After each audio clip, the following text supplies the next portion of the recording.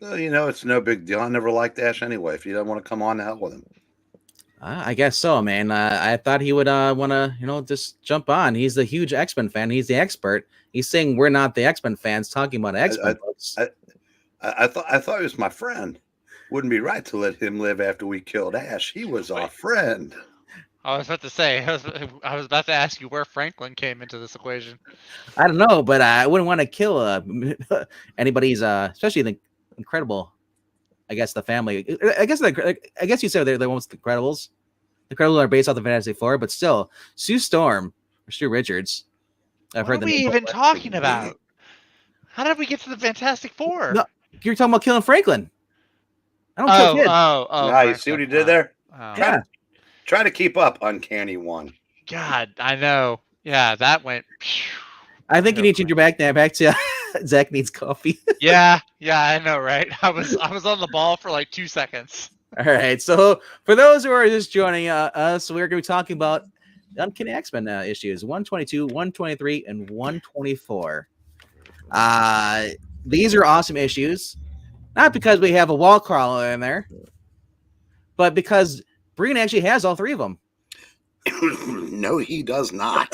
Wah, wah, I used wah. to, and sadly, this omnibus that I have this in Shoot, is less expensive than the 3 issues now. Nice. that's cool. I kind of want that omnibus now. I mean, you used to have them, right? Yes, I used to have. At one time, I had X-Men 1 through 544. Nice. So, yeah, and I bought. Um, I was collecting when I sold my first collection. I think the X-Men were just in the early 100s, but I started buying again almost immediately after that. So I bought most of the Byrne Claremont stuff off the rack. Yeah, actually, I bought all of them off the rack, but I went back and got the ones that I'd sold. So I've had them all twice. Yeah, so these are a Nice. first read for me. I've dabbled into, but the furthest I went back with the X-Men was actually the Brood Saga. I read through that. So going to this is like, this is kind of cool because I grew up playing the video games. Well, there's very little dispute. Like I said, when I talk about all time great runs, I always kind of like take Lee and Kirby off the table because without them, nothing comes after that. But Claremont's X Men is as good as comics get. I mean, it's the longest, it's the greatest sustained run this industry, this hobby will ever know. And I don't care how long it survives, it's not going to be touched again. It probably shouldn't be touched. Well, and issues like this are three reasons why. I mean, there's so much being set up in issue 122. It's amazing how much stuff Claremont had going through his mind that he would put into these books. I mean, it sets up plot lines that the next storyline, the Dark Phoenix saga. I mean, he was always thinking 1, 2, 3 stories ahead while not losing track of the story he was telling in that issue. I said it's a masterclass in what comics are supposed to be. Yeah, I think one of these issues actually was the first time that it was actually one of the two times that Terry Austin actually did work on the covers. I think it was either the next issue or the issue after that, but it's like Terry Austin, he's an inker, and I guess he didn't do many covers. From my understanding, I couldn't tell you. Terry Austin, at least in 122, finished art. John Byrne, of course, was doing co-plotting, breakdowns, all that stuff. But yeah, it looks like John Byrne, Terry Austin, and Glynis Wine was doing the colors. That was Len's wife. Oh, okay. Nice. Very cool. yeah, I'd read it because I'd read that fact on my comic shop actually. Oh, okay. Goes looking up to just see other books around this, and Mhm. that was one of the things they were talking about. That, but continue. I'll look it up more. Okay.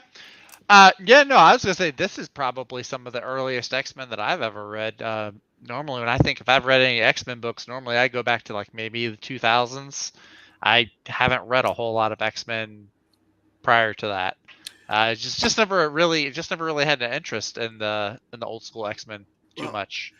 you know, But I tell people said that if you are serious about being a lifer in this hobby, or even if you're serious about reading great stories, and I mhm, always mention, go back and read FF and Spider-Man from issue 1. mhm. As much as I would like to have people go back and read X-Men from the beginning, this version is better. I mean, there's no getting around that. And The if you dialogue is great start on too. Giant Size number 1 and then 94 and up, I mean, you it's well worth your time. The banter, the cast of the X-Men, and then the antagonists, the villains. I kind of like it better that this lineup they're not like teenage students or anything. I kind of like that better. With like them all being grown-ups and having their own lives and everything. That's one thing I like about number 22 is it kind of goes through. You get to see everyone doing their own thing. Well, yeah, the original X-Men, Marvel had the family with Mhm. Fantastic Four. Mhm. Right? They had the heroes coming together with the Avengers. Mm-hmm. What they didn't have was a legion of superheroes, because the Avengers were, their answer to the Fantastic Four. I mean, the Justice League. Mm-hmm. You can say that Fantastic Four was their answer to the Challengers of the Unknown, since Kirby created both.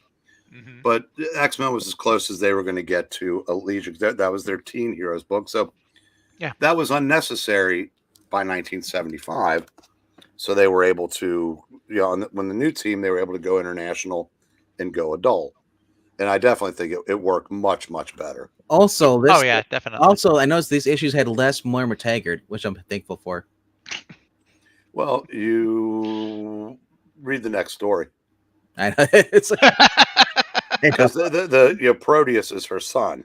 I know. And so, now you got to remember again though, this isn't Skinner ex-husband or Peter Parker's ex-wife and wear to the mutant gala, whatever that godforsaken thing's called. The Met Gala. Mora was a good character in these days. Yeah, she was. There were no bad characters in these days. She was Charlie's ex-girlfriend, wasn't she? Yes. And then he started dating an alien. He got over her. He went with the space girl.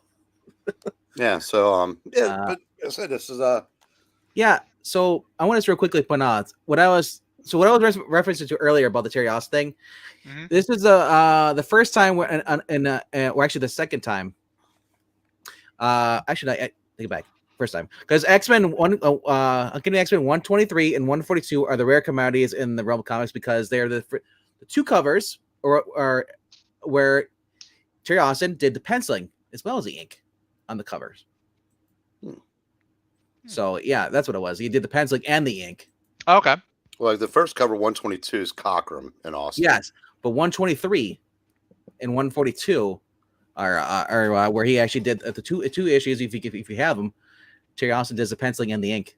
I did not know that. It's kind of cool. That's what I like about my comic shop. Sometimes you get the little notes like the little asterisk. Oh yeah, like, I love it. Yeah, that makes up for not being able to find out how much something's worth when it's not in stock. That you too. can at least find out what that book you can't buy because it's not in stock. I'd rather trust that before I trust somebody saying on eBay, this is the one. It's like, no. Dude, he landed the Empress of the biggest empire in the galaxy. That's true. So when he pisses her off, he's got a whole galaxy coming after him. Yeah, it's a two-bladed sword there. That's like a Johnny move. No, modern Marvel, they just have Johnny sleep with her. That's true. Like he did with Doom's wife. And Medusa. And Medusa. He slept with Black Bolt and Doom's wife. At the same time. He's had it both ways. Yeah. Knew Johnny right. was a playboy, but jeez. So, getting into the story, I thought I'd do a little backstory for those that aren't familiar with what was going on since it's first time for you guys. In a previous storyline, the X-Men were believed to be killed by Magneto, and Jean and the Beast were separated from the rest of the team. So Yep. the rest of the team thinks that Jean and the Beast are dead. Jean thinks the rest of the team's dead. Xavier thinks the team is dead. So that's why he figures why not go out into space with Lilandra. Okay. Scott is kind of fumbling his way into a relationship with Colleen Wing, who at this time was Misty's roommate and had just started up a romance with Danny Rand, better known as Iron Fist. And the team, I said, we're not far enough along yet to where the friendships are starting to form, and Wolverine and Cyclops aren't consistently at each other's throats, but there's still no love lost there. Yeah. I want to point out quickly what the dialogue in here is, because I grew up watching the 90s cartoons. I'm sure that Zach treated the 94 cartoon. Yeah. The way the interaction between Cyclops and Wolverine here is just like they did in the cartoon. So I'm glad that's still faithful. It's very similar to what I read, even as far as like early 2000s, where they're on the same team, but you could tell they'd rather just kind of not be around each other. So Colossus is having he's self-doubts because he's not performing well as he has been. Oh, wait, one other thing.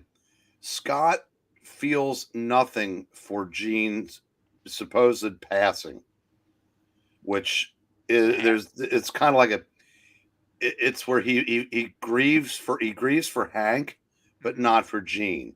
Shoot. So, Scott. Well, it's like, does he know something, even if it doesn't process? Because she's not dead.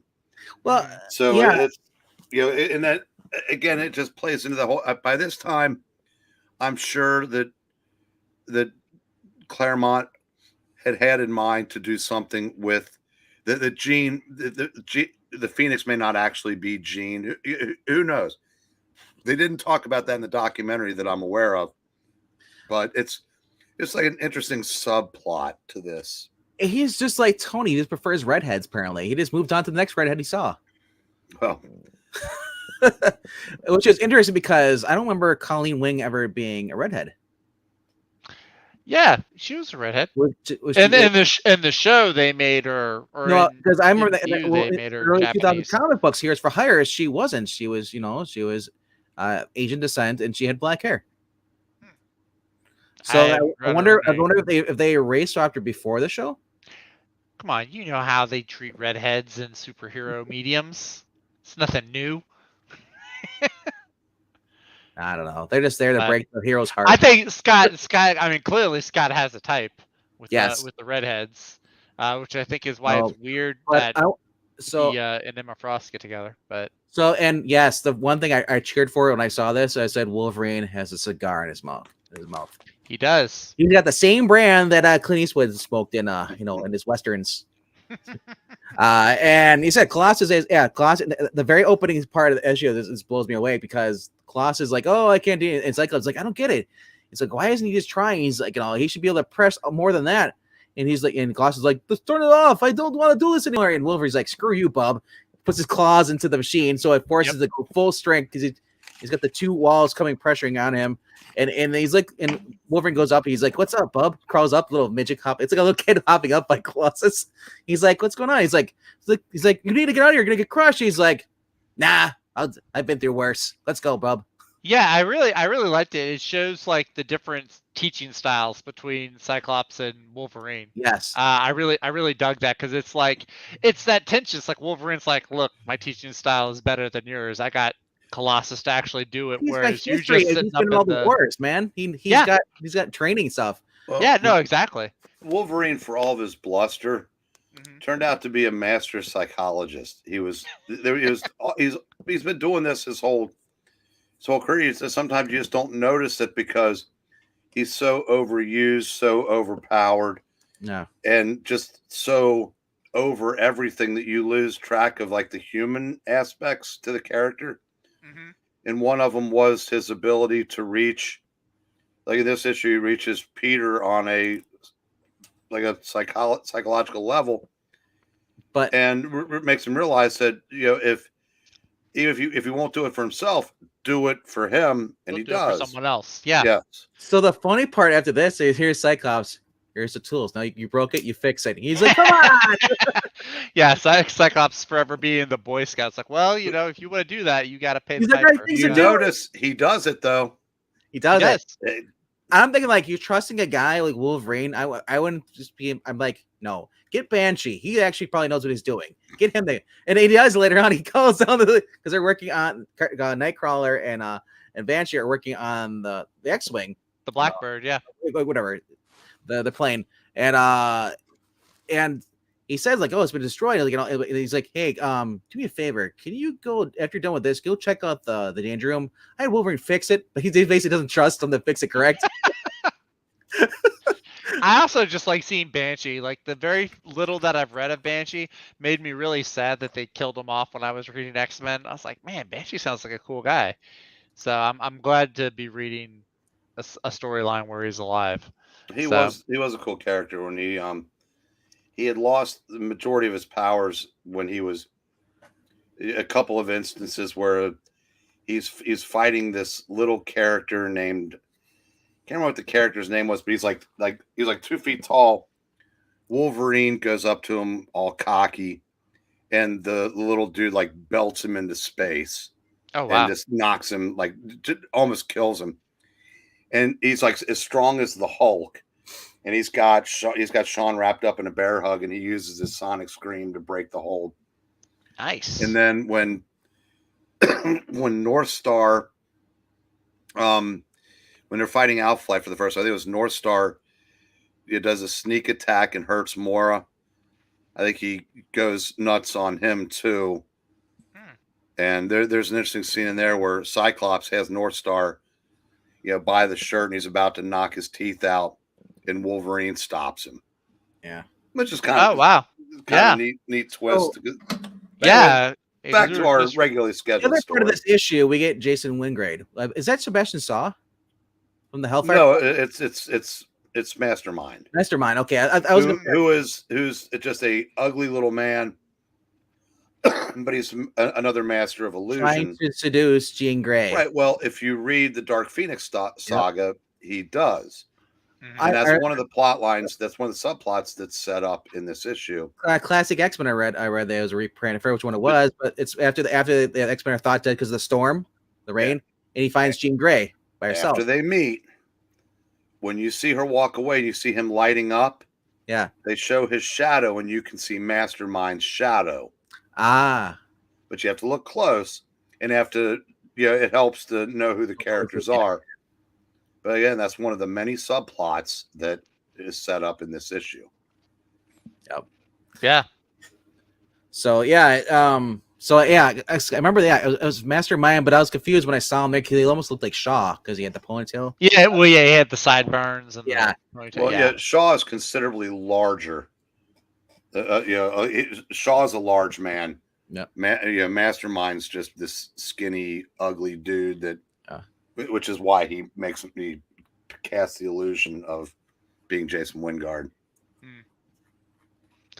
But yeah, no, we get, like you were saying, we get actually. I like issue 122 because there's a lot of setup. It's a setup issue. You're setting up like the thing with like I said, with Colossus, like you find out like he'll do what it takes to protect others. That comes into play later on in the story. You see like there's a whole bunch of just really cool stuff. You see like Cyclops talking to Colleen. There's some relationship stuff they're going through there. Yeah. We find Wolverine is like trying to drive Aurora around New York, and Aurora's like, I can handle myself. And Wolverine's like, this ain't nothing you've ever known before. And one of the other plot lines is he sees Mariko, yes, which is the woman he almost marries 50 issues later, which was part of the plot of the Wolverine miniseries and X-Men 173, I think, is the one where they're supposed to get married. Yeah, so he runs up to there to try to talk to her, but he's like, he's her butler or driver or whatever. Can't see her. Storm goes to basically where she was a street kid, goes to the apartment. Yeah. Hoping to see old friends stuff, people that she knew past. apparently, She walks into a crack den, pretty much. yeah, they're shooting up heroin in there, and they all think they're gonna take this woman out because she's got money, and she goes full store mode, and she's about to get killed until Luke Cage says, "I don't think so, bro."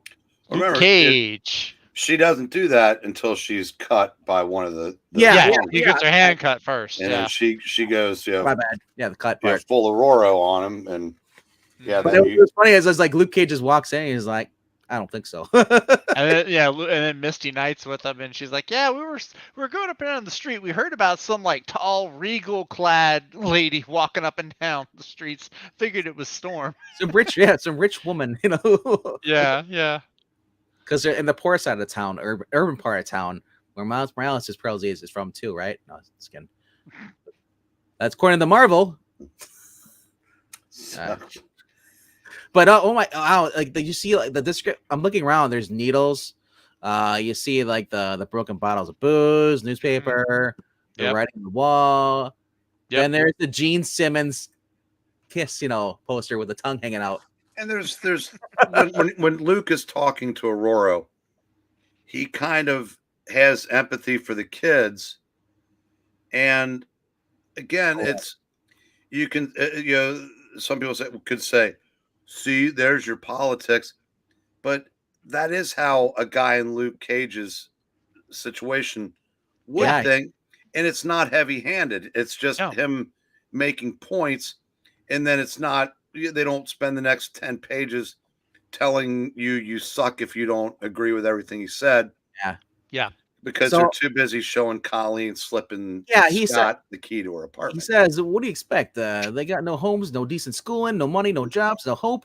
So they should in a system that would rather see him put away than Yeah. And he says we're superhero heroes, or not God. We can't save humanity from we can save him from Doc Doom or Galactus, but not from itself. Right. That's I said that's again great writing. Yeah. No, definitely.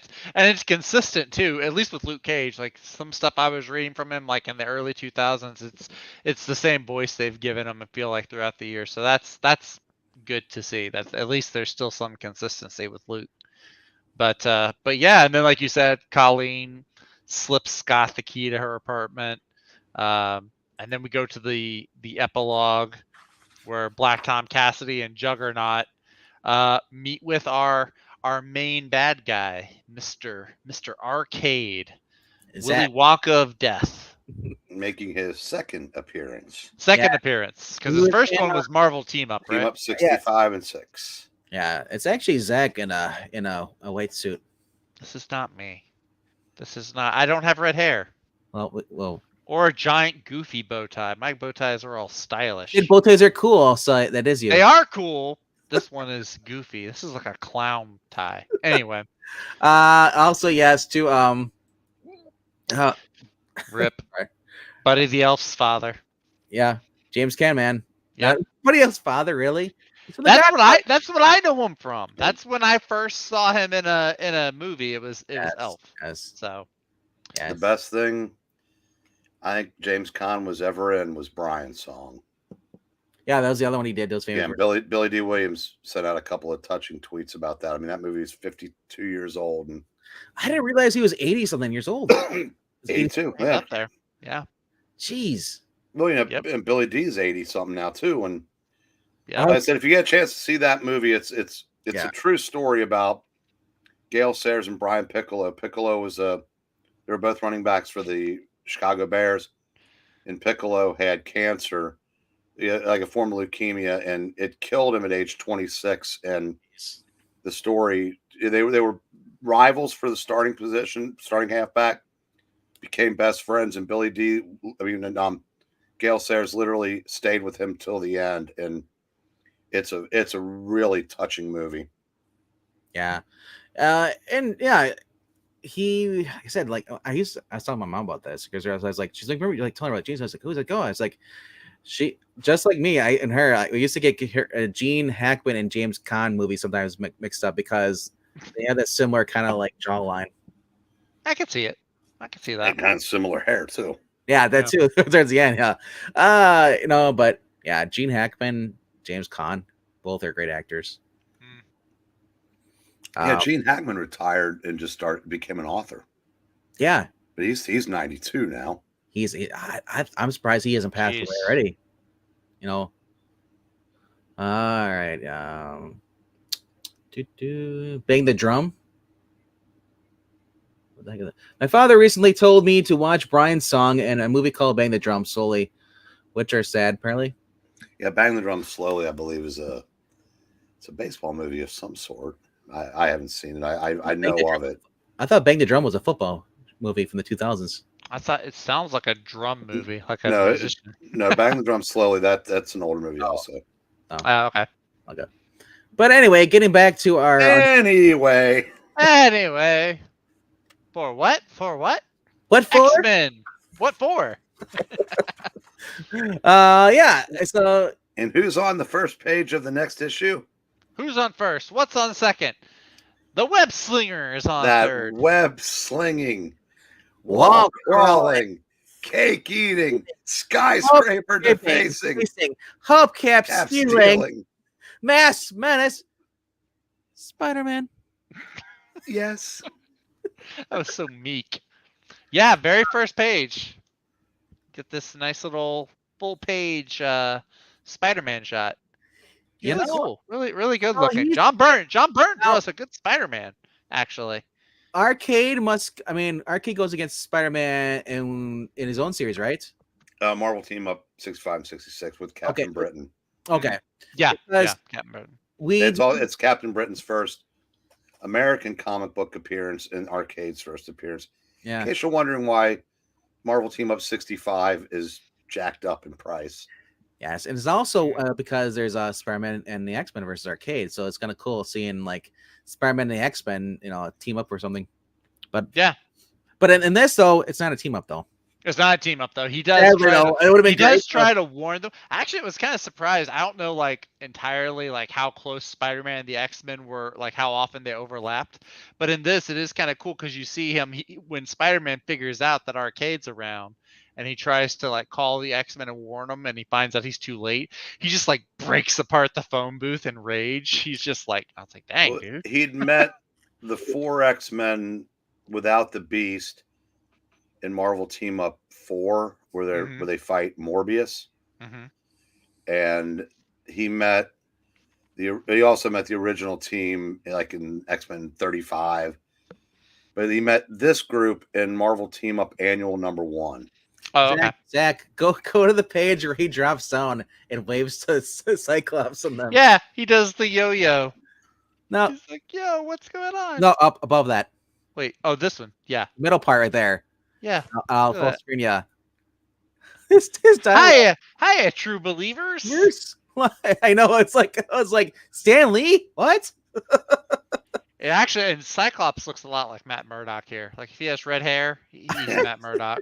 I just look at him. Look at that. That's what? You can't tell me that's not Matt. Why is Scott dating MJ? I know, right?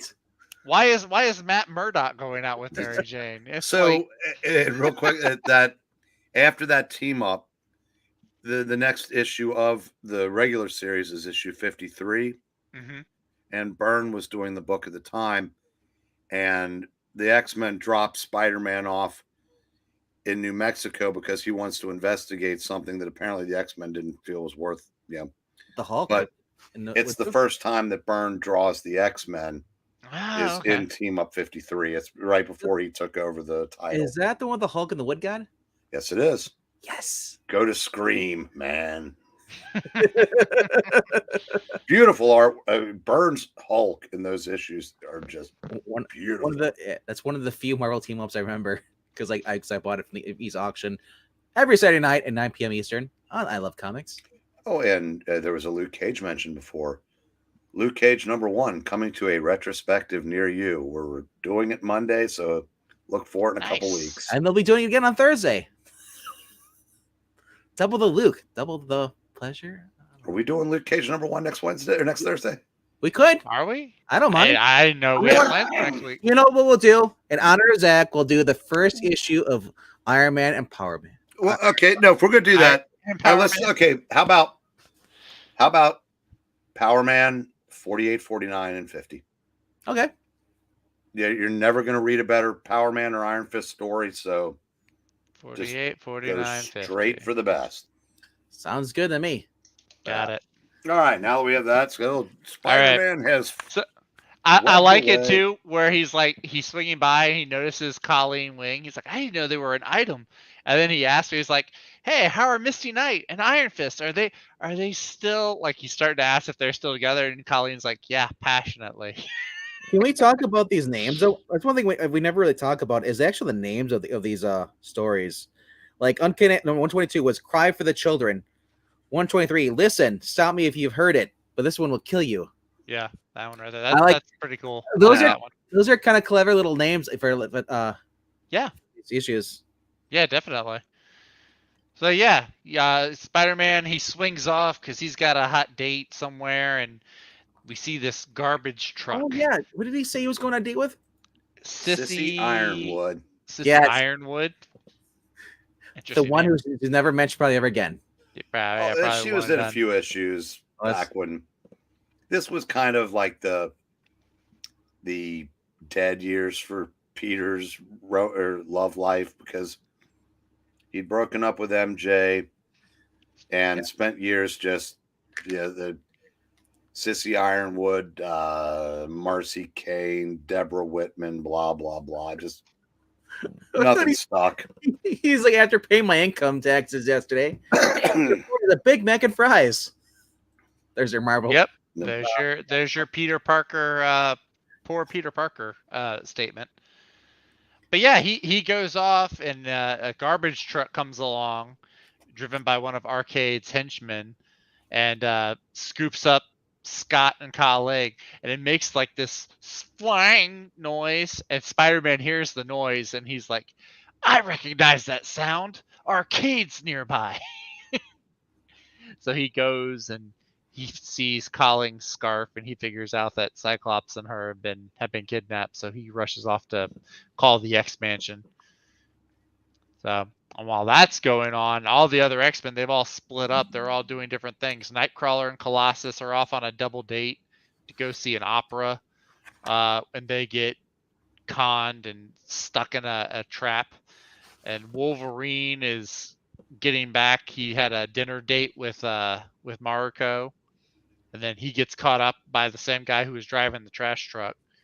And then at the X-Mansion, Banshee and Aurora are caught and tranquilized. And right as Spider-Man's calling, he's calling, and Arcade picks up the phone and talks to Spider-Man. And he's like, as soon as I'm done with the X-Men, Spider-Man, I'm coming for you. And that's where you get this. This is why I was saying Spider-Man got really intense. Because when he's talking to Arcade, he like screams no. And he like breaks up this whole phone booth. And he's like terrorizing these people. He got really intense right there. You know what would have been cool? Is if in the next panel they'd shown a guy that looked a lot like Clark Kent going, now what am I going to do? like he's approaching and trying to like undo the top button. And he's like, oh, never mind. I always knew that Peter Palmer was Superman. Peter Palmer. And Miss Lanka, she's been around too. She's a dragon lady, I guess. I'm looking her up because I don't really know much about it. I'll bet you if they're still using her at Modern Marvel, they've closed the boob window. She's skilled in using guns, highly seductive, and even able to persuade the dragon Lockheed to let her escape from him by using her charm. Yeah. She's also from Marvel Team Up 65. Yeah. Mm-hmm. Yeah. No, but they killed her off in the 90s. Yeah, they killed her off in a Wolverine Gambit crossover. Yeah. What a way to go. What a way to go. No. But yeah. Yeah. Go ahead.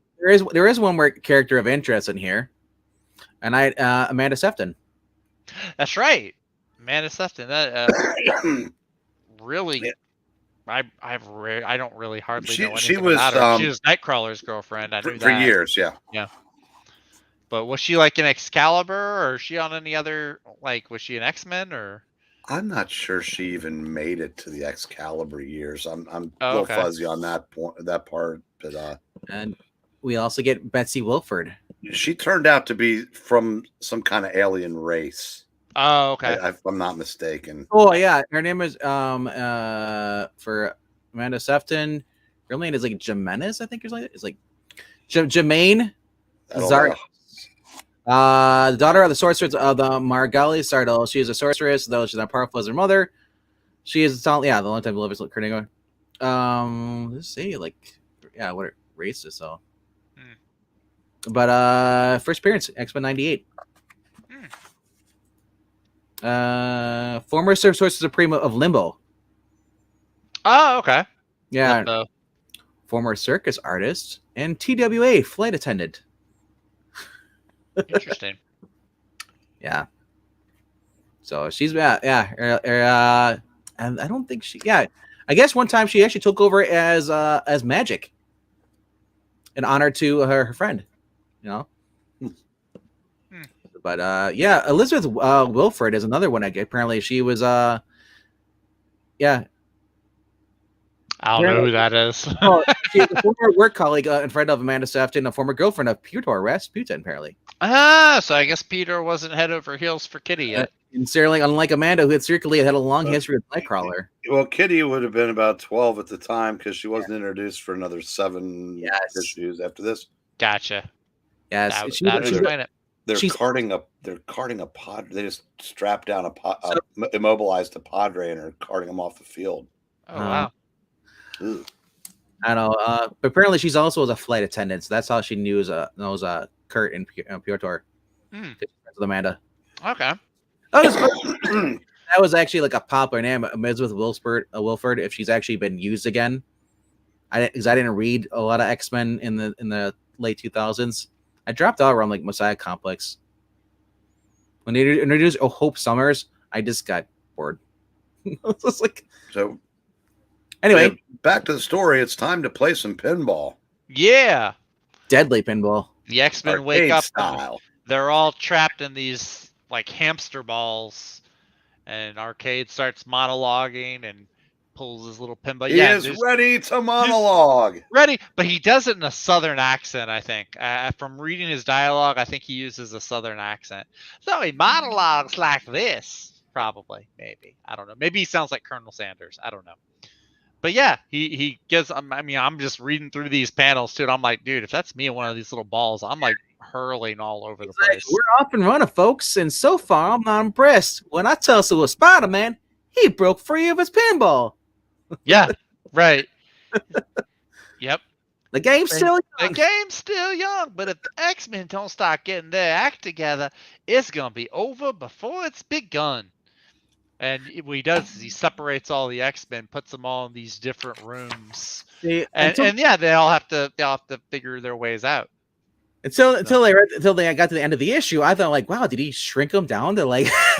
That was my first thought. I was like reading it, I was like, wait a second, are they like really tiny in the pinball machine, or is it like the control is just for like the big life size thing? But yeah, I guess that's what it was.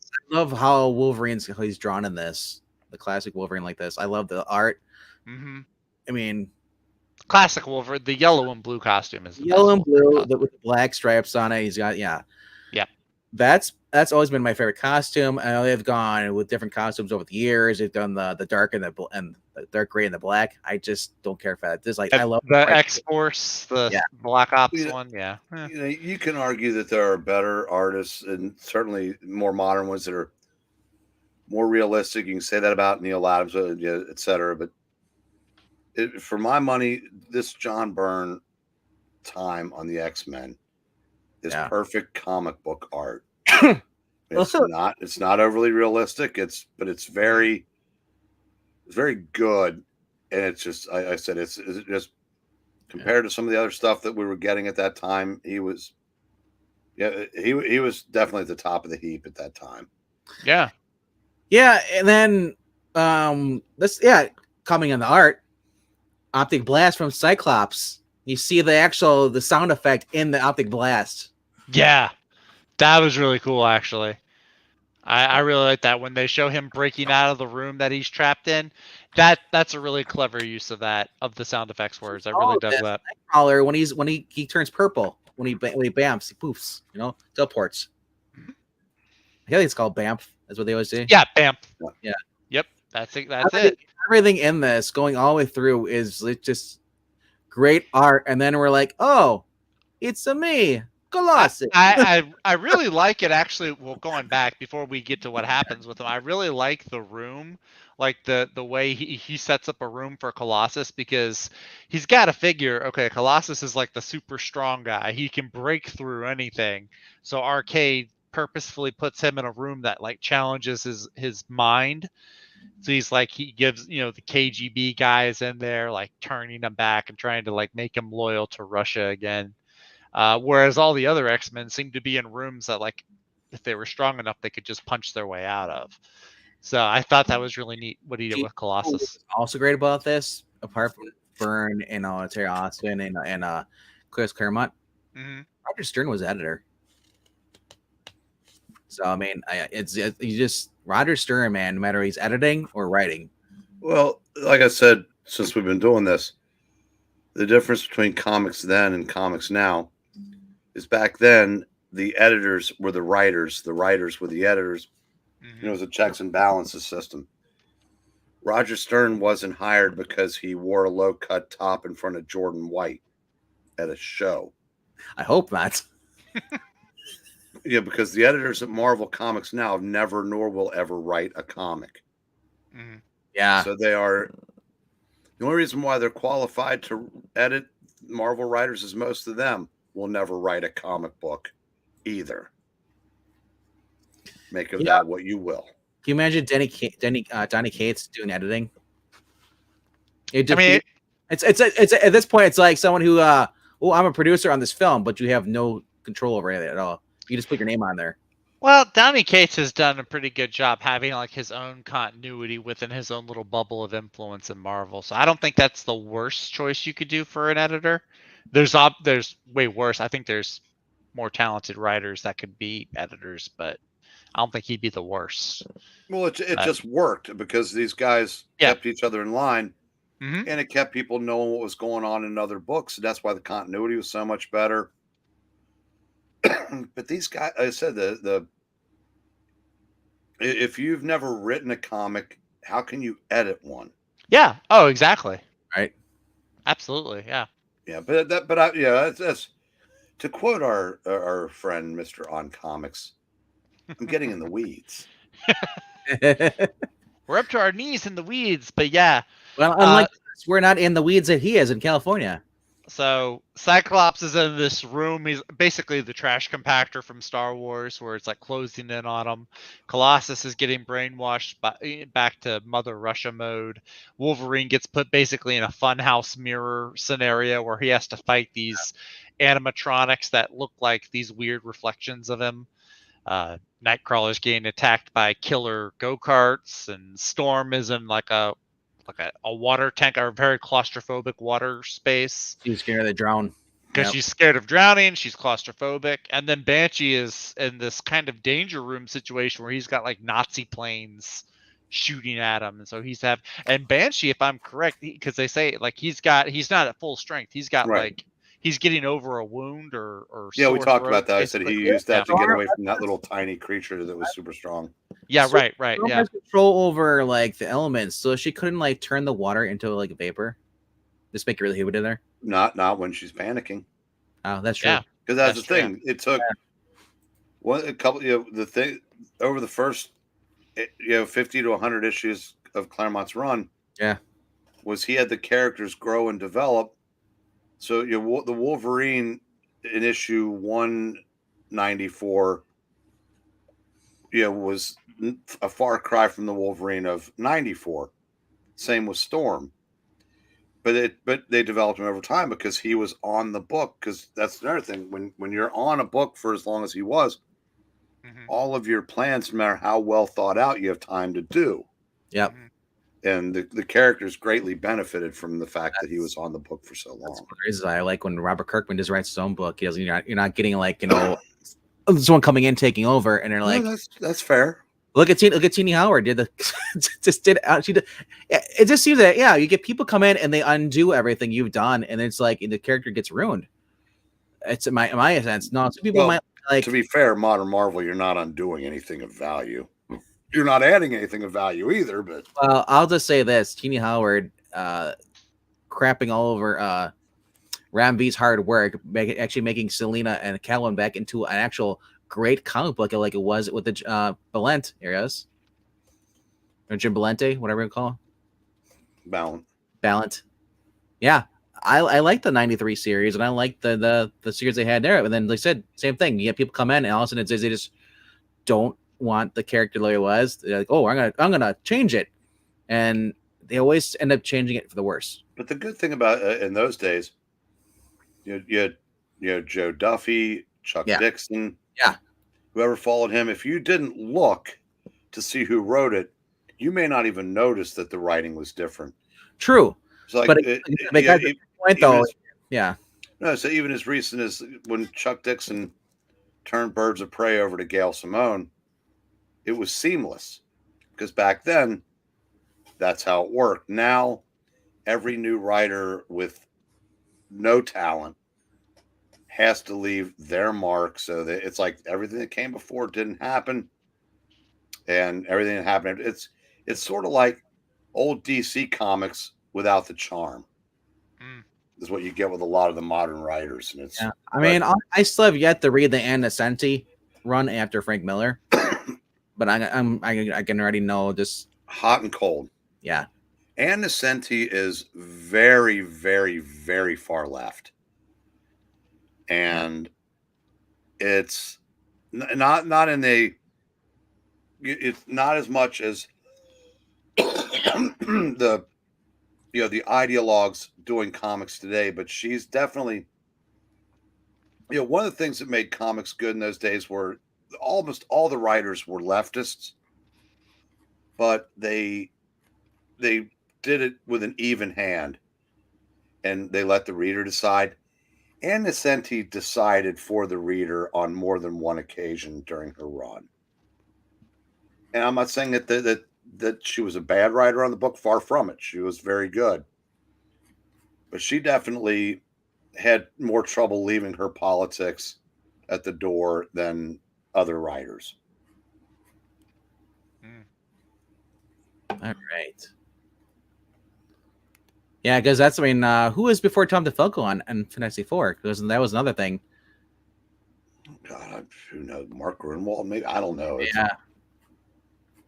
No, I know Walt Simonson did it for about 20 issues in the 330s and 40s. Falco might have followed Simonson. He might have. I'm going through. Unfortunately, Simonson was not able to replicate with Fantastic Four what he was able to do with Thor. Yeah, his run isn't, his Fantastic Four run isn't nearly as, well regarded as the Thor. Right. Wasn't bad, but it wasn't. It wasn't standing on the shoulders of giants. It might have been Englehart before him. Englehart was before Simonson. All right, he was in the early 300s. Englehart, 320 is Englehart. 360 is when Tom DeFalco took over. So, but now we're. Yeah, so we're wherever Pat. You're still staring into the weeds. You know what? Though we're staring into great comic books, not weeds. Well, we're a comic channel. We're not talking about comics. But we're talking about these comics. We're retrospecting. We're talking about books that we liked. But yeah, we're getting reminiscing to the end of 123, and the X-Men have started to fight back. We see Cyclops is breaking out, and he's now in Wolverine's room, helping Wolverine take apart these. Oh, that was so cool! That was cool. Well, yeah, they do the lines on his laser beam again, which I really love that. No, but Wolverine, he goes over, he crashed there, and he sees Cyclops, and then they're sniffing, and he's I love how the writer here remembers that Wolverine has a powerful nose; he can smell things. Mm-hmm. And that's all. Well, yeah, he's pretty much the one that gave it to him. Yeah. Well, no, it's exactly. So later on, he uses that to their advantage, but then it's just like it's like just when you think like, okay, nothing worse can happen, and then that happens. But the beginning of 123 though is actually we get to see the girls. Well, you see them at the end of 122 actually. Yeah, The very final page. Arcade has them all wrapped up, ready to go under a Christmas tree. I'm sexist. I'm getting a flashback of what was it Atlantis? Not Atlantis Rising. I know the way you're talking, where they're all Atlantis attacks. Yeah. Yeah. You know, I'm pretty sure this is a Super Mario ability. You mentioned Cyclops going into Wolverine's room. That's had an entirely different meaning recently. There was no Jean Grey though. From what I understand, that's not really that big a deal for them. Oh, there was a peak class that night. Oh yeah. Yeah. Yeah. You know what, Zach? You're with the Fortnite stuff. Where's the Fortnite character for Colossus? Well, they have a little costume for him or Marvel? Not for Colossus. No, they have they have a sickle with the overalls. No, they haven't done one for Colossus yet. They've done one for Storm. I think they've done Wolverine. I know they've done Deadpool, but they don't have one for Colossus yet. But they're not going to have this one with the Soviet Mario outfit. No, they're not going to do that. Moving on to 124 with another Cockrum cover where Colossus is holding up Cyclops and Aurora. The best Storm costume, by the way. Wolverine's dead. So I mean, he's got this big caption box laying on top of him. He's face down too. He's Mike Wazowski. He's done. Wolverine's down for the count. Banshee is too, actually. Well, at least he's face up. But Wolverine's immortal. He doesn't drown. Where's Nightcrawler? Nightcrawler is invisible. No. Yeah. So we get a little origin story, basically. Yes. Let's be creative with this character. I was a spoiled rich boy. My dad said I was no good, so next day I killed him. Boom. Yeah. That was he's pretty jacked. I know. I was like, actually is, yeah. For like a spoiled rich kid, he's like he must have had one hell of a home gym. Like that's all right. Not an arcade in the suit, but like this middle panel. If I can get my doggone camera to focus, that's him in the lounge chair with the bodacious babe. Come on. Yeah, it looks like they're well hidden in that leisure suit he wears now. There we go. Yeah, and that's the thing. You see his leisure suit and it looks so tacky, but then you see him, it's like, dude, like if the guy just would not wear that weird Look suit. at those bell bottoms. Okay, well, one thing you got to remember, this was 1978. Ooh. That was fashion. Zach, go back up. Go put that back up there. What? Look at when he's holding her. He's like, the face. Yeah, that's Mark Wahlberg. What? That's not Mark Wahlberg. Come over here. The cheekbones are too high. That's not Mark Wahlberg. That looks more like Richard Dawson. Whole lot of dudes were looking like that in the old discotheques in those days. So Colleen ain't having it though. You see her face right there. She ain't having it. Yeah, kind of. Are you smoking? He's like, that was a hot scene. Yeah, then he goes back as he's doing his origin. He regales them with how that time he tried to kill Spider-Man and Captain Britain. And then how he's approached by Juggernaut and Black Tom Cassidy. And then, from there, we cut back to the action. Colossus is... Oh, wow. Every time I see Black Tom Cassidy in these issues, his hairline is getting further and further back. That's a giant forehead. It wasn't like that in the other issue. Jeez. Imagine the relief that Zach felt from in between the time where he'd heard about the character and saw him. I know who Black Tom Cassidy was. I didn't read him in anything, but I knew who he was. And then Wolverine shows at Colossus, and he's got the crazy eyes, the little the dots in the eyes. Oh yeah, I don't see it. I like the way he keeps calling him Little Madman. Little Madman. Yep. And Colossus throws him through a door, and it turns out the door's revolving. I was like, it almost looked like a Looney Tunes skit at some point. Was that the first fastball special? Mm-hmm. Maybe. I don't know. I don't know. I'm not an No, I expert. think it was something like issue 109 when they did it for the first time. Oh, okay. That'd be a cool comic to have. The first fastball special was in this comic. But yeah, and then it's funny because as Arcade's watching this, it's almost like he's flipping channels on a TV. It's like, okay, that's enough of Wolverine and Cyclops or Cyclopsis. Let's see how Storm is doing. So Storm about to drown.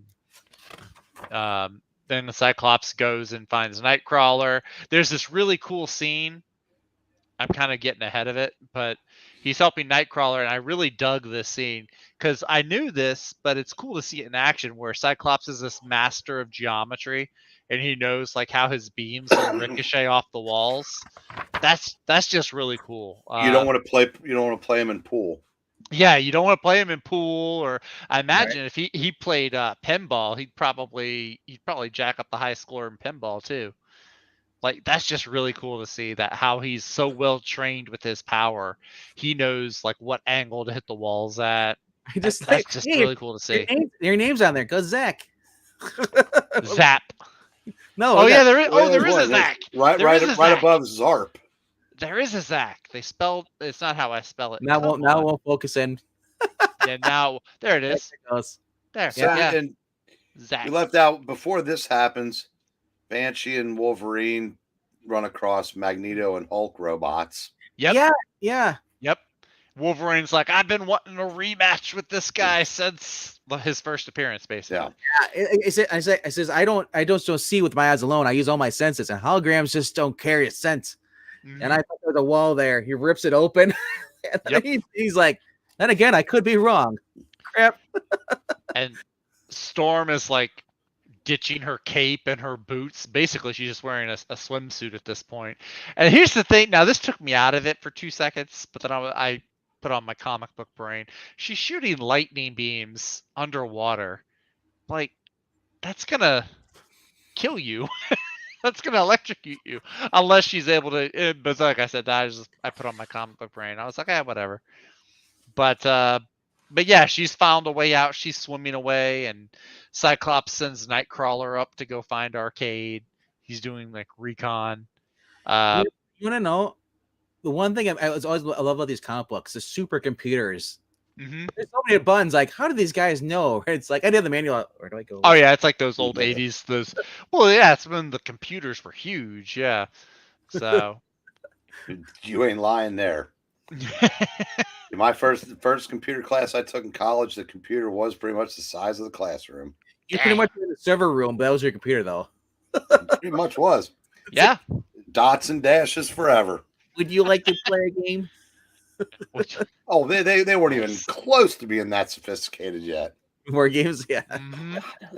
That was a good movie. Yeah. Then we find out now.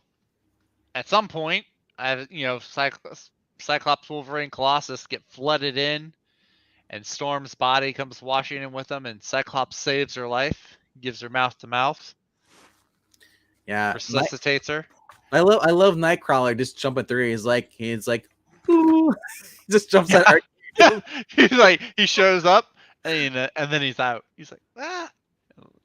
Miss Locke is shooting at him. Once again, that's the dialogue. Holy jumping, yikes! Holy jumping! Jimmy Olsen there for a minute. I know. Arcade is Jimmy Olsen confirmed. I've seen the evil version of Jimmy Olsen in those little comics. It's not too far off, right? Then the last one is Colossus. He's still brainwashed by the Soviets, so he comes in. He starts smacking people around. But we forgot though. Storm is getting CPR from Scott. Scott in there, so that's for your shippers. There you go. There you go. There's your romance. Sorry, Colleen, but no. The only way Cyclops can get with Storm is if she's passed out. Oof. But Storm does say something that snaps Colossus out of his USSR mode, saying how she sees him as a brother, and they love him, care for him, and that snaps him out of his brainwashing. And then he goes from like choking Colossus and Storm to like hugging them. I was like, Oh, okay, my friends! You know what? You know what would have been cool forgive me. since he was still armored up. If he just like squashed them both, we did that. Oops. Like, my back. And But that's yeah. when Arcade realizes the jig is up. Yep. So now, I don't know if he still does. I'm going to assume he doesn't because Marvel sucks. But back then, Arcade had a twisted sense of honor. If you beat him legitimately, he let you all go, which is what he does. He wraps them all up and sends them the pinball thing to the thing. through the sewer system and Come on the tunnel. They come out of it. Then you see what looks like a fireworks display, and it's all the girls. They've been released also. Yeah. And with a message from Arcade saying, first round one goes to you. Till next time. Right. Yes. And I do like the fact that, like, this took a whole place in an abandoned, a Bronx amusement center. I was like, the Bronx is deadly.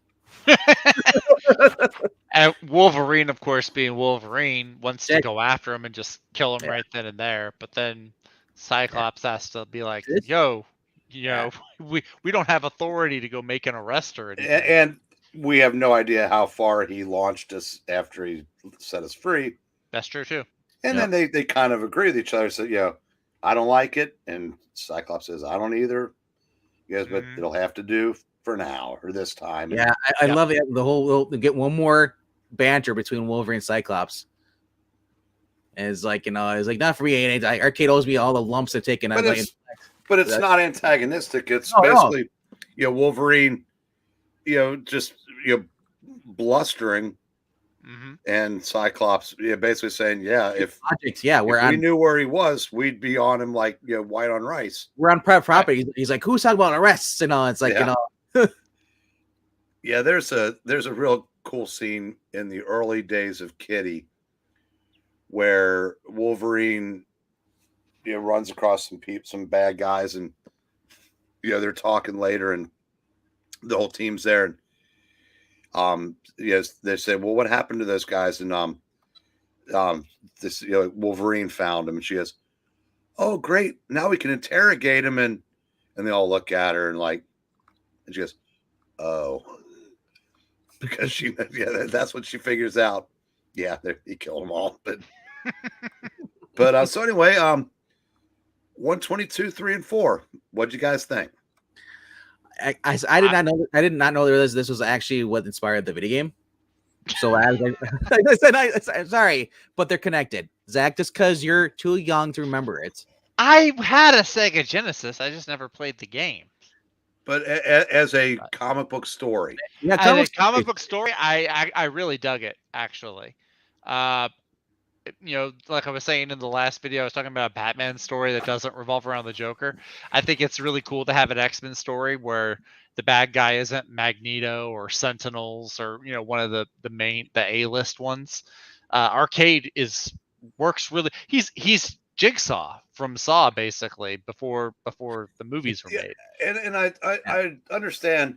I would understand if your judgment was a little clouded, because as someone who's come into the hobby later, I know that Arcade has become an overused joke, and you kind of may not get a sense of how formidable he was, because I think it's like modern writers, they know drips and drabs about characters, like when they do, like when Gabby Rivera put the X-Men into an issue of America, all she knew is that Storm had a mohawk in the 80s, and she'd heard of the fastball special. So I mean, it's just, and I know a lot of people that since they're not required to do any research, I'm sure Arcade is a shell of this. I'm sure, sure. Some of these writers have probably seen the cart, maybe watched or that. Yeah, I'm trying to think. The last thing I think Arcade was used in, if I'm remember, well, he was used in Black Widow. Venkman, when we read Black Widow, yes, he was one of the. He was one of the guys that brainwashed Black Widow into thinking he she was written a civilian. Really well. He wasn't written like a chump. He was all right. He wasn't like. But he didn't have a whole amusement park like here. But he was one who's orchestrating the whole plan of keeping her giving her what she wants, bring her brainwash, and then taking it all away. That's his plan. Before that, the only other thing I know that they've done recently with him, after Avengers Academy ended, they had a mini series called Avengers Arena, where they took all the young Avengers kid superheroes, put them on an island, and basically turned it into Hunger Games. And they had to kill each other. I think Arcade was the one behind that. But those are the only things I know they've done recently. You mean turned it into Battle Royale? Battle Royale, which is what the Hunger Games feminized for YA novels. Yeah. But that was back. But in I digress. 2012. Yeah, great manga series. Yes, I have read manga. Highly recommend it. It's very, very good. And check that out.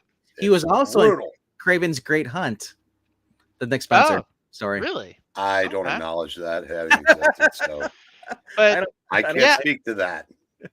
But yeah, I've read a few X-Men things. I've read God Loves, Man Kills. I read that story. I read that a while back, which was good. Other than that, most X-Men stuff I read was like around, like I said, the 2000s. So where Hope Summers was a baby. There was like 3 big events that I can't recall the names of, but and then there was like the new X-Men, which was like a whole bunch of newer students that were being taught by like Beast and Wolverine and Cyclops. So, but this is, I'm starting to dig more into the Claremont Uncanny X-Men years. This is, like I said, that's a great comment from Ash, Mr. On Comics. It's you really, I said, Giant Size 1, 94 and up, just go dig into it and you get the best character development you could ask for in comics. Because again, this is from an era when comics were just there to be comics. And the piggyback out of that, that's one of the reasons why I like The Walking Dead. You know, the characters, when you flesh out the characters, and you actually like, the characters aren't just, they're in the background or like they do this. It's like they come like, boring. When you actually give them personality, like, as far as like you have their trauma, they get over it, character growth, you actually start to appreciate about the characters. So that's one of the reasons I liked Kirkman. I've liked Rick Remender doing Deadly Class, because you actually give the characters character growth versus just being stagnant after a while and just repeat the same thing over and over again. Hi, I'm Wolverine, bub. And fortunately, there are ways to obtain these issues in trades, in omnibus form and whatnot, because Brink can just send them to me. Oh my goodness, are these books expensive? I was about to say, I was looking up the omnibus, like what you were showing that you had. And the omnibus is like $100 at least. At least, yeah. Well, that's cover price, but I mean, there's, Giant Size. Since I've been where I work, we have sold one for $7,000, maybe. Shoot, the omnibus. No, Giant Size 1, the comic. Giant Size 1. Oh, okay. And it was probably in the same condition that I got it for $50 once upon a time. Wow. In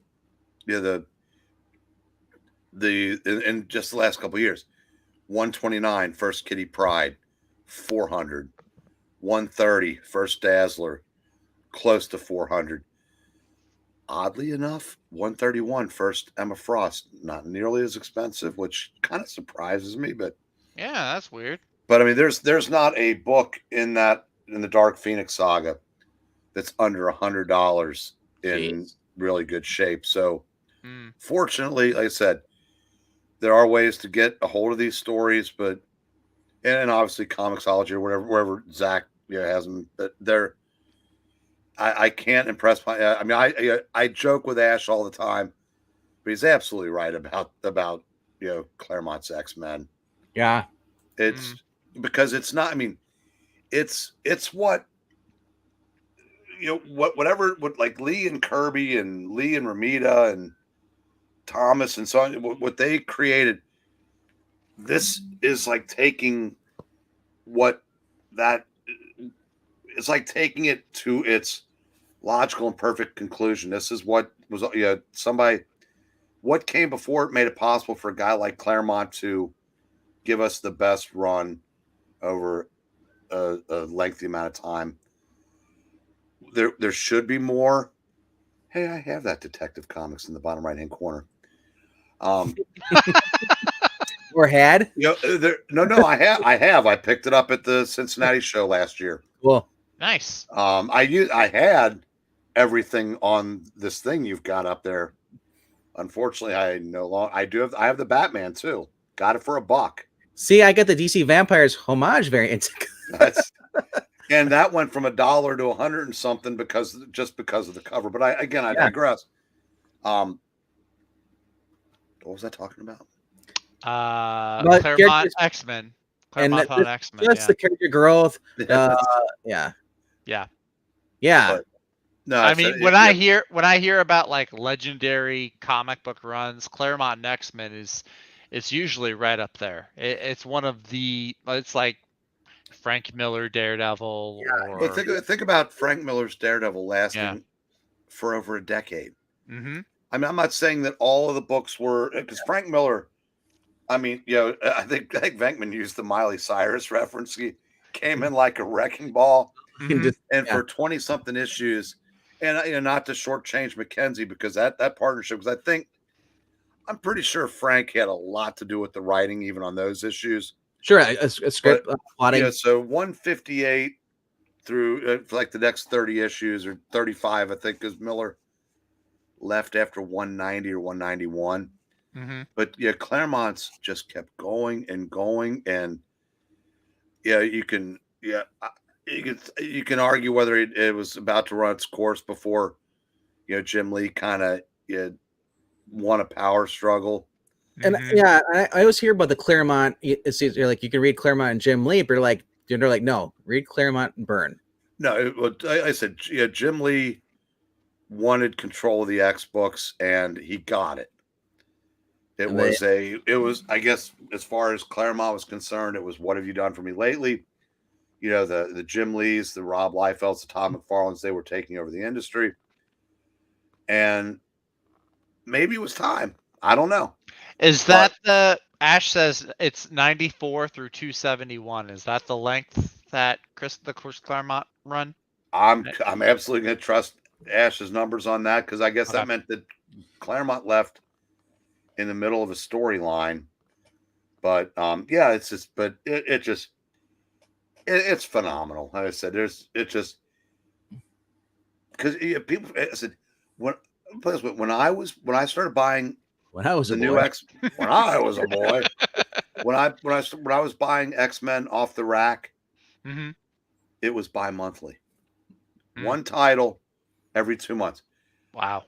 Oddly enough, when the Mackenzie Miller Daredevil started, it was bi-monthly. It's hard to believe that going into two of the greatest runs in comic book history bi-monthly. Hell, I wrote the Strange Apparitions, the Englehart Rogers Batman story. Mm-hmm. I believe Detective was being published 7 times a year, then went down to bi-monthly and came within an eyelash of being canceled. Jeez. Green Lantern and Green Arrow were canceled during O'Neill and Adams' run. Wow. The Roy Thomas, Neil Adams X-Men was canceled. Anyway, but I think it's interesting that, getting back to the X-Men, if you start reading the X-Men in the early to mid 90s with that glut of titles, just try to imagine 6 times a year when, and another factoid that you guys may not know, Len Wein wrote Giant Size X-Men #1. He was told that they were going to make it into they were going to revive the series. He was too busy to write the bi-monthly title, so he handed it off to his friend Chris Claremont. Huh. Wow. So it was Len Wein and Dave Cockrum that created the characters, but for all intents and purposes, they're Chris Claremont's. Yeah. Because that's awesome. Wolverine had been in 2 books before Claremont started writing them. One with the Incredible Hulk. What was the other one? Giant Size 1. Oh, okay. So I mean, all the personality. Any personality growth these characters had can be attributed to Claremont. all Claremont, Claremont. Cockrum, Byrne, etc. So it's Yeah. as I said, Len Wein just kind of like set the table, and but it's. I think that's very interesting. If he'd had a little more time on his hands, who knows what happens? Yeah, in an alternate universe somewhere out there, there's a Len Wein run on X-Men. Did Wonder Byrne what that looks like. ever take a stab at Flash comics at all? Not that I'm aware of. He did Superman, and he did some other ones. He had a lengthy run on Wonder Woman for DC. Yeah. I thought maybe he would have took a stab at some other characters, but I guess Flash wasn't as popular. No, it's just you can't do them all. They should have. They should have let him. Byrne left some indelible marks on the industry, but the Flash is not one of them. Wow. Yeah. I thought his Wonder Woman was really good. I mean, I've been reading. I've been reading into that, and I've been enjoying it. I mean, I'm just imagining what his take would have been on Wally West Flash. Yeah, he used the Justice Society. Mm-hmm. And this, I don't know if that had anything to do with, them being revived at the end of the decade, but, yep. Again, they were getting off track. Yeah, Justice Society. I don't mind. Okay. You don't mind when we get in those weeds, right? You don't mind. There are certain weeds that it's okay to go into. Then look up Wonder Woman. I think 130 through 135, maybe. Okay. Of the John Byrne run, because she gets sent back to World War II and works with the Justice Society, if I'm remembering the story correctly. Why are we reading these on this channel? There's always so much. There's a lot of great comics out there, and there's not time to read them all. Come on, you got 20 years left. We can read all of them. Wow. Zach, I'm being optimistic here. That's about what I give myself. If I'm not drooling in a cup in 20 years, I won. You won. But he's right. Yeah, 130. Jay Garrick's right there on the cover too.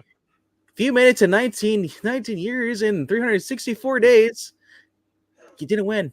There's a hardcover that I have that in. The Byrne Wonder Woman is collected in 3 hardcovers. So, okay. Since we're towards the end here, we do ask you, if you haven't already clicked a like or click dislike, or subscribed, do that now. And if you want to help with the channel, we accept money, because YouTube won't let us have money until we get the 1,000. I don't think we're ever gonna get 1,000, but we're a little channel. We might get there. The little channel that could. Yes. So Ash, did we do your boys justice? And Storm. We don't want to misgender Storm.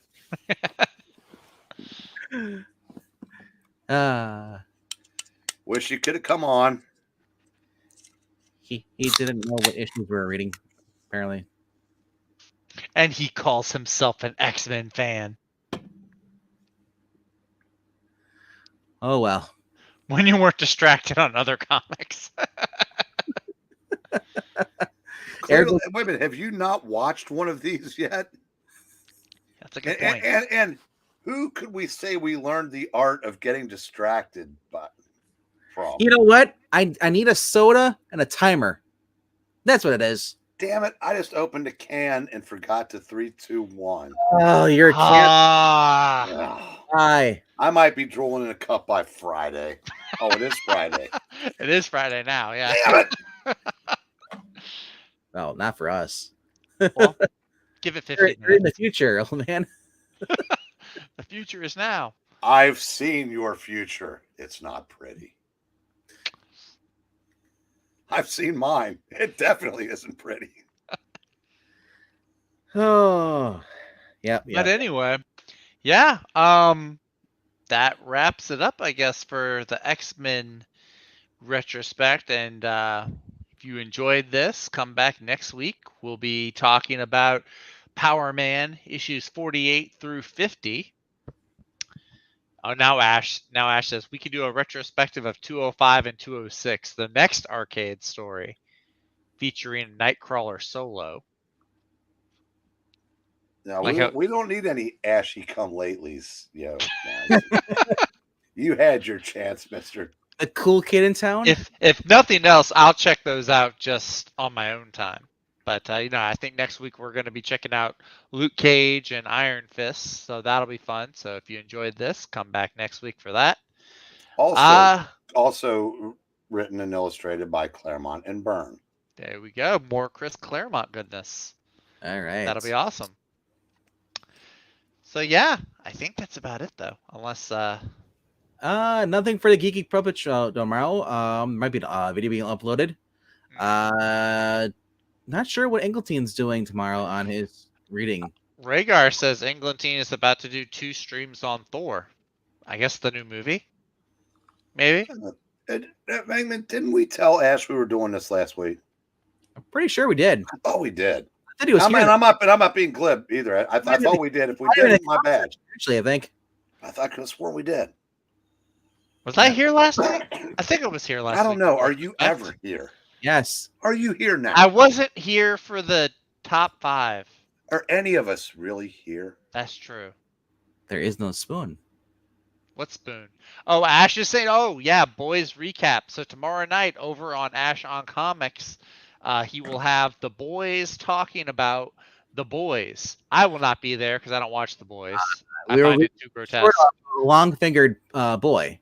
Yes, Vinkman and a very long-fingered Professor Pixel will be over there talking about all the freakishly long fingers. He has the freakishly long salad fingers. Yeah. I said, Pixel's not there. That's why there's nothing on the Geeky Puppet Show tomorrow. He's working. Oh, he's not going to be there. Oh. Yeah. So who is it? Is it just you? Yeah, no, he was saying something about wanting to read Captain America. I wouldn't be brokenhearted with a complete day off. If it's the 90s Sentinel of Liberty original, I don't know if I'm gonna be available tomorrow. I may have already made plans. Does anybody really know what time it is? Does anybody really care? Are you talking about Ash's stream, Marania? Oh, that's cool. Okay, now do you get that reference? No. That was it. That was a Chicago song in 1970. Oh, huge hit. Does anybody really know what time it is? Oh, I've only heard the song "You Leave Me Now." I might have heard. Well, remember, the ladies love Cetera. I thought it said Satana. They like him. Why would the ladies like Zatanna? Not Zatanna. Satana. Is that his name? Why would they like Satana? Wasn't she like the devil girl? I don't even remember what the product was, but there was a commercial they showed. One of them was they showed they some reason I don't know why he was in that, but that was the tagline: "Ladies love Cetera." Interesting. Yep. So yeah, I mean, I'll probably go see not the Doctor Strange, but the new Thor: Love and Thunder. Go check it out. Yeah, check it out, and then we can talk. And I can find out if the leaks I read are accurate or not. And if they are, then I'm just not gonna see it. Maybe I'll do. Ash, I'll answer that. When you're 8 years old and all you have is an AM radio, you do. And by you, I mean me. I heard a shit ton of Chicago in 1970. I live next to Chicago. I don't even want to listen to it anymore. No, they weren't bad in the late 60s and early 70s. No. But God, Peter Cetera turned into just everything wrong with music. Oh. Yeah. So, yeah. So, maybe I'll do a live stream tomorrow on talking about Thor. Who knows? Either way. Well, he is over there right now talking about it. So if you want to go catch him when we shut down here, go hop on over. He's giving a spoiler-free review with Dalton. And, but yeah, other than that. All right. To the 8 people who are still watching, we thank you for showing up. And to those who've already left, we thank you for leaving. And we'll see you guys next week. Later, Gators. Bye.